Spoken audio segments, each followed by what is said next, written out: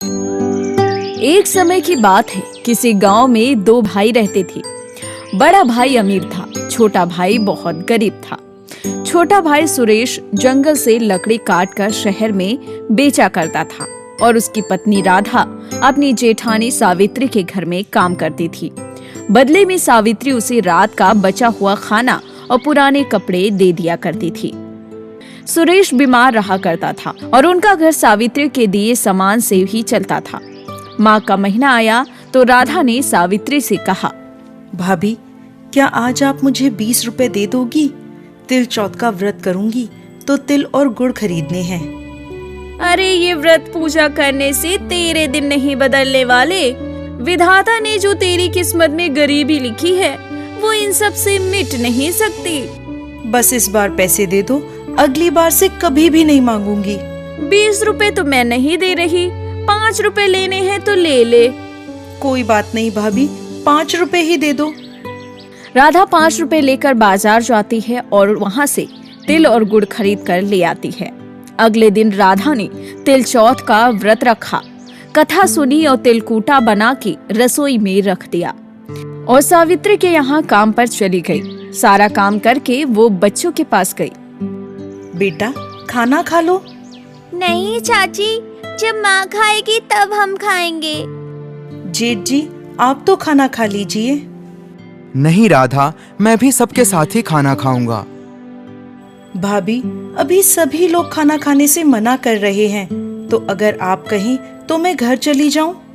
हाँ राधा, तू चली जा, लेकिन आज मैं तुझे खाना नहीं दूंगी। अभी तो घर में किसी ने भी खाना नहीं खाया। तू कल सुबह जल्दी आके खाना ले जाना। उधर घर पे बच्चे राधा का इंतजार कर रहे थे। आज तो त्योहार है, माँ आएगी तो अच्छे अच्छे पकवान खाने को मिलेंगे। घर आकर राधा ने सुरेश को सारी बात बता दी।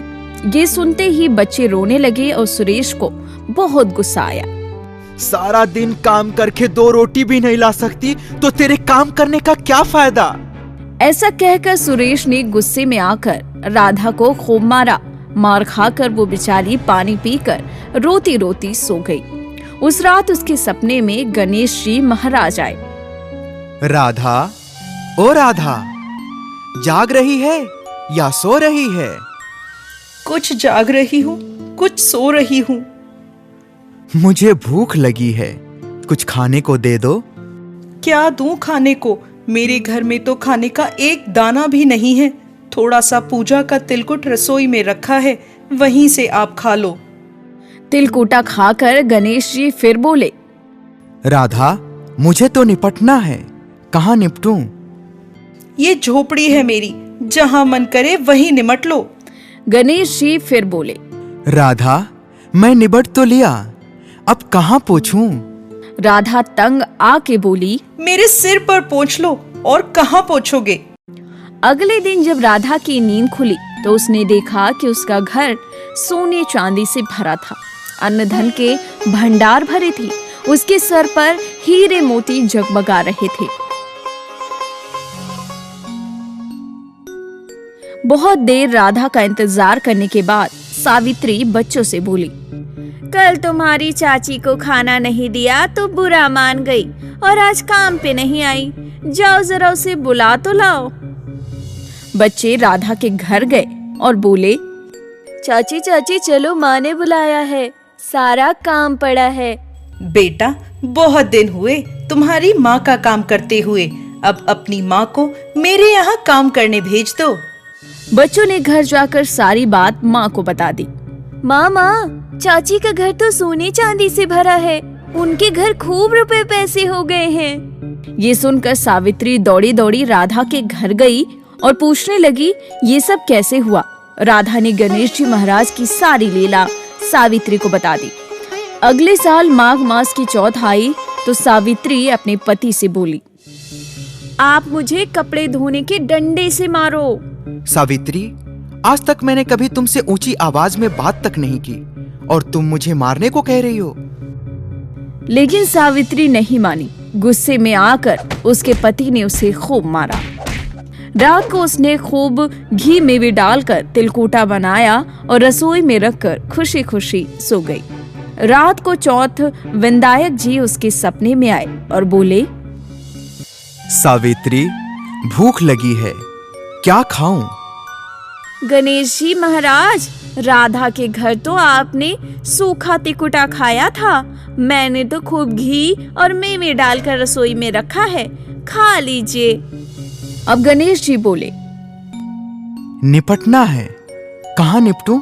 राधा की तो टूटी फूटी झोपड़ी थी, मेरा तो सुंदर सा महल है, जहाँ जी करे निपट लें। अब कहाँ पोंछूं? राधा का तो गंदा सा सर था, मैंने तो चमेली का तेल लगाया है, मेरे सर पे पोंछिए। धन की लोभी सावित्री सुबह जल्दी से ये सोचकर उठी कि घर सोने चांदी से भरा होगा, लेकिन उसके घर में तो हर जगह गंदगी फैली थी, गंदी बदबू आ रही थी। उसका सारा घर गंदगी से भरा था। वो हाथ जोड़कर बोली, हे गणेश जी महाराज, आपने क्या किया? मुझसे रूठे और राधा पर टूटे। ये सब देखकर उसका पति उस पर खूब नाराज हुआ। तेरे पास सब कुछ था, लेकिन तेरा मन नहीं भरा। देख लिया तेरे लालच का अंजाम। सावित्री ने सफाई करने की खूब कोशिश की, लेकिन वो जितना साफ करती, गंदगी उतनी ही ज्यादा फैलती गई। परेशान होकर वो गणेश जी से विनती करने लगी, हे गणेश जी महाराज, ये आपकी कैसी माया है?